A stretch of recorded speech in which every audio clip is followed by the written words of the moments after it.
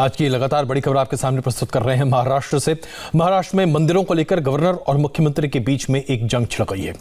महाराष्ट्र में मंदिरों के लॉकडाउन को खुलवाने के लिए आज भारतीय जनता पार्टी के कार्यकर्ता और नेता प्रदर्शन कर रहे हैं। मुंबई में सिद्धिविनायक मंदिर और शिरडी में साईं बाबा के मंदिर के बाहर जबरदस्त प्रदर्शन हुआ है।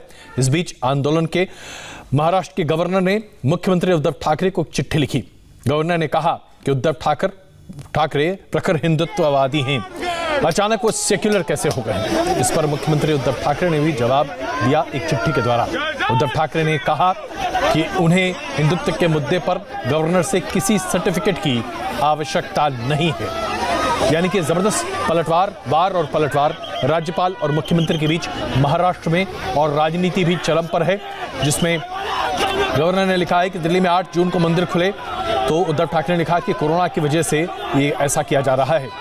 स्कूल और बार तमाम तरह की चीजें खुलने की बात कही जा रही है। गवर्नर का आरोप यह है, तो उसके बाद उद्धव ठाकरे का कहना यह था कि अभी पूरी तरीके से अनलॉक करना ठीक नहीं है। मंदिर खोलने पर टाल मटोल क्यों?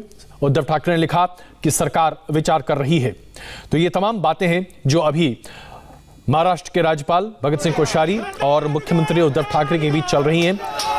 पत्रों की ये एक दूसरे के ऊपर तीखी चोट अपने आप में बता रही है कि कैसे दरअसल दो विचारधाराएं एक दूसरे से टकरा रही हैं और बड़े पैमाने पर महाराष्ट्र में कई जगहों पर आज विरोध प्रदर्शन की बात सामने निकल कर आ रही है। मुंबई के सिद्धिविनायक मंदिर के बाहर विरोध के स्वर बुलंद रहे, जहां भारतीय जनता पार्टी के विधायक और उसके साथ साथ लीडर ऑफ ऑपोजिशन मौजूद थे।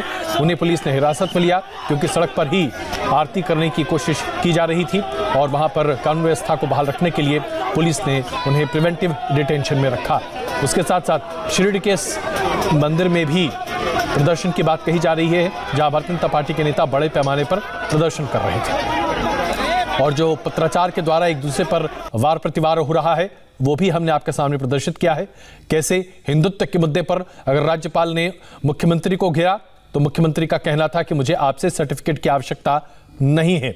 इसके साथ साथ उद्धव ठाकरे ने एक बहुत बड़ी बात कही कि अगर मैं मंदिर का पाट खोलूं तो मैं हिंदू, अगर मैं मंदिर का पाट न खोलूं तो सेक्युलर।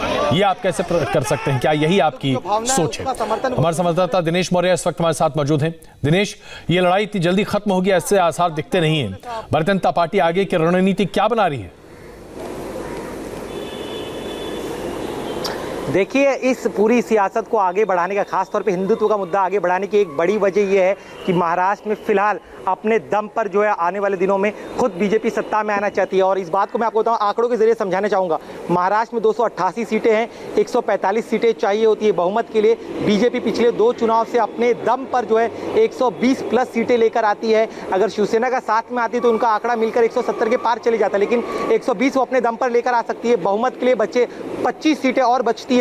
का हर बार चुनाव में 12 से 15 जो निर्दलीय है वो चुनकर आते हैं। अगर और ये जो निर्दलीय है वो जिस तरफ सत्ता का रुख होता है उनके साथ जुड़ जाते हैं। तो बीजेपी को ये लगता है कि 120 वो अपने दम पर लेकर आ सकते हैं। 15 के आसपास निर्दलीय अगर मिल जाते हैं तो 135 का आंकड़ा हो जाता है। बहुमत के लिए उनके पास 10 विधायक और बचते हैं। अगर ये हिंदुत्व के मुद्दे पर और अग्रेसिवली जाएंगे तो शिवसेना का कोर वोट बैंक है हिंदुत्व वाला, जिसका जिक्र मैं बार बार कर रहा हूं, तो वो हिंदुत्व के मुद्दे पर और 10 से 15 सीटें एडिशनल जीत सकते, अपने पाले में ला सकते। तो जो बहुमत के लिए 145 का आंकड़ा चाहिए वो आसानी से आ सकता है। और इसीलिए इतने दिनों बाद बीजेपी जो है पिछले कुछ हफ्तों से लगातार अग्रेसिवली होकर जो है इस पूरे मुद्दे को, हिंदुत्व के मुद्दे को भुनाने की कोशिश कर रही है।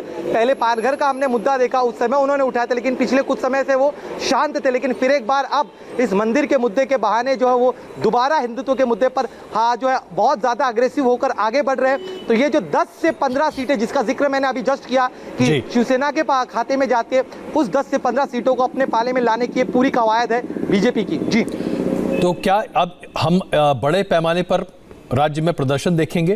क्योंकि इस पूरे मुद्दे को पालघर से भी जोड़कर अगर आप देखें तो एक हिंदुत्व नैरेटिव क्रिएट करने की कोशिश की जा रही है महाराष्ट्र में, जहां पर यह प्रदर्शित करने की कोशिश की जा रही है कि कांग्रेस और एनसीपी के साथ गठजोड़ करके शिवसेना ने हिंदुत्व को धोखा दिया है, अपने तमाम वोटर को धोखा दिया है। जी बिल्कुल, देखिए सही कहा आपने। दरअसल हिंदुत्व वोट बैंक की बात करी कि मैंने आपको बताया कि ये दोनों ही पार्टी अगर मिले तो हिंदुत्व और विकास के नाम पर ये दोनों अगर साथ में आते हैं तो 170 से ज्यादा सीटें हासिल कर सकती। शिवसेना ही जो अपने दम पर अगर भी लड़ती तो भी 50 से ज्यादा सीटें वो हिंदुत्व के मुद्दे पर लेकर आ सकती है। अब चूंकि हिंदुत्व से वो अलग हो चुकी है, कांग्रेस के साथ उन्होंने हाथ मिला लिया, वो अलग बात है, शिवसेना इस बात को मानती नहीं, लेकिन इसी चीज का फायदा उठाने की कोशिश जो है, सियासी फायदा बीजेपी उठाने की कोशिश कर रही है। और यही सियासत दरअसल आज महाराष्ट्र में बड़े पैमाने पर सड़कों पर भी दिख रही है। हम एक छोटा सा यहां पर ब्रेक लेते हैं और ब्रेक के बाद उत्तर प्रदेश विधानसभा के बाहर आज क्यों हुआ हंगामा।